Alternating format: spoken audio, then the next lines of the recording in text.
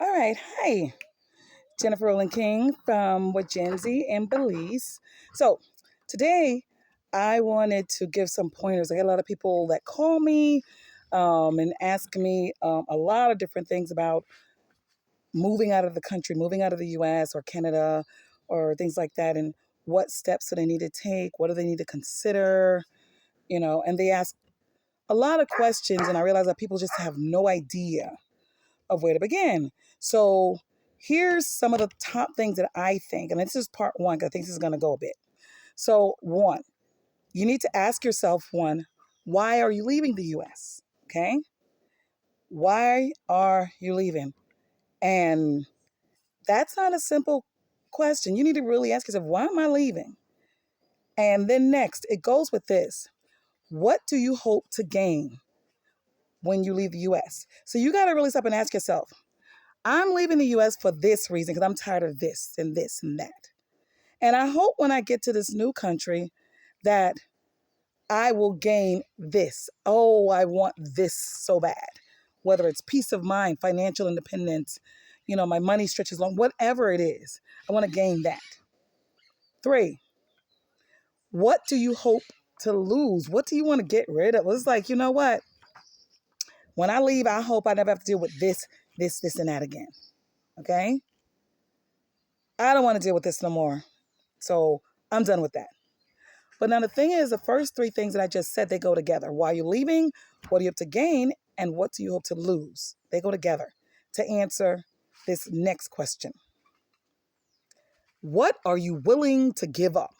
That's a big one. Oh my gosh. I have met and talked to so many people that have moved out of the country because they wanted a slower pace. They wanted their money to stretch further. They wanted more wholesomeness. They wanted more family, communities that were more into family and all these different reasons. And they have left and went back to the States over something as simple as they cannot give up that instant shopping thing, that going on Amazon, being able to buy something and having it show up at your house that night or the next morning or 2 days later. I have met people that act like, no, I need that. I like to shop and I want to shop wherever I am and get that package right away. And they had not taken into consideration that they were so hooked on something like that. They were not willing to give that up. They expected to get all those things that they wanted out of moving out of the United States and get rid of all the things they didn't like anymore out of moving out of the United States, but never taking into consideration, am I going to have to trade and sacrifice something that I feel I really want and like or need? So then they get upset and don't know how to deal with it because they're like, well, I need this. And the sad thing is that's just a coping mechanism. That's no different. That's no different than, being a drug addict or or shopping addict or, food addict or things like that. Those are coping. You excessively shop to cope with some of the stresses and things that you have going on with you and your depressions and things like that. They call it shopping therapy. Just like, the reason people do drugs and excessively eat. And I have met people that really just says, I don't want to give that up. I'm not giving that up. And they've left and went back for that one little thing. So you got to really also keep in mind, what am I giving up? Am I going to have to give up something that I really want to keep? And if I am going to give that up, is it worth what I'm getting? So keep that in mind. Think about, I know when I go to these countries, I probably won't get to do this anymore, but I'm okay with that, you know, or I'm not okay with that. And then you need to decide whether you're going to go or not. All right. Number 5, learn to learn and respect the culture. I have met so many people from the States, Canada, UK. They come to all these countries, especially in Central America, South America, Asia. But then they want to do things the way they did it in the States. If you want to do that, then go back to the States or Canada or the UK. But do not come to another country and then disrespect other people's culture and what they consider rude and things like that. I've been to countries where waving like this is rude. They figure you should just say good morning or good afternoon or whatever, but waving is rude. With other countries, that's perfectly fine. Other countries stepping into any public building with your arms showing is considered disrespectful and rude, or with a hat on, disrespectful and rude, or I've gone to countries where, nowhere do you ever walk with shoes on. I mean, there's a lot of different habits. Take the time to learn. I usually, before I go to a country, I take the time and I do some research and find out what's considered rude and gauche there. There are things that we do or say in the U.S. that's considered no big deal in the U.S., but somewhere else it's considered, oh my gosh, what kind of person are you? Take the time and learn what's considered, respectful and part of the culture and respect that. I've seen too many people from the States and Canada get there and like, oh, well, I'm not from here, I'm from there. But you're living in this country now and they don't do that here. You know, One of the things is a lot of the countries, they're much more family oriented. Everybody speaks, everybody tries to help each other out. In a lot of the countries I've been to, that's not as common in the US anymore. So some people from the US will come to these countries and they bring that me, myself, and I, F everybody else attitude, and it offends the locals. They're like, the freak is up with this person? I spoke to her. She ain't say nothing. Or I took her dinner. She ain't open the door. We're looking, oh, somebody came to our door without asking in advance. A lot of these countries, they're much friendlier and they're still family oriented. So they do things the way we used to do it in the States a long time ago, but no longer now. We're in this me, myself, and I stage. So I do think it's really important to learn the culture of where you're planning to go and respect it.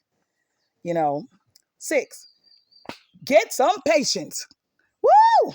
And especially if you are a New Yorker and East Coaster, because we are so used to everything being like this. And I'm telling you, when you go to other countries, especially Central America, South America, the African continent, Asia, they don't move like that. Everything is kind of, especially when you go to restaurants.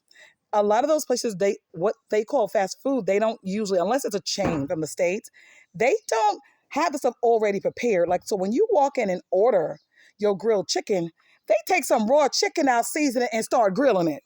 Okay? So it's not already just prepared and ready, and partially cooked, and they just, boom, heat it up. No, no, no, no. They're about to start cooking it when you walk in and ask for it.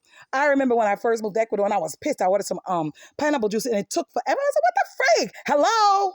I called the lady, excuse me, where's my juice? What are you doing? Making it? And she was like, yeah. And I was like, what? She said, yeah, I'm back there making. I got the pineapples right now. We're making it. I was like, oh, shoot. Oh, yeah, yeah. Oh, so when you order fruit juice, y'all go get the fruit and make it right now for real? It's like, yeah. And I was, oh, shoot, I felt so stupid. But the thing is, I was used to everything's already done here in the States. Bam, here, there you go. Let's take it. What do you need? Oh, no. You better learn some patience because you will be sitting here like, what the? And calm yourself down, relax, release, woosah, play cards or something because they take care when they're preparing your food. It's not pre-prepped. They may have it cut and washed, and that's about it. They pull that booger up out the freezer or wherever, wash that chicken, season it up, throw it on the grill, and you sitting there like, wait, what? So learn some patience.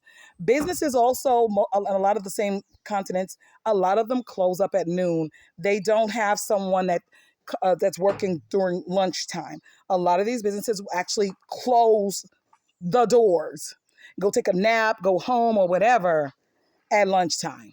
And, being somebody from the States is a little annoying for me because I'm like, well, lunchtime is when we want to run up in here and get our stuff done. But they're like, yeah, but no, we're closed.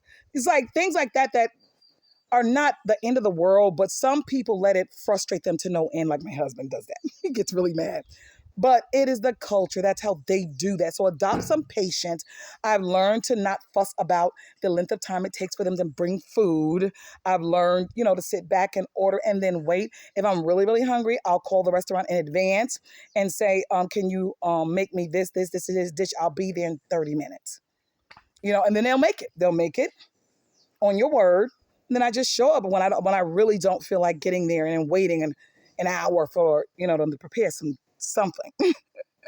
All right. So those are the first 6 things. I have a lot more.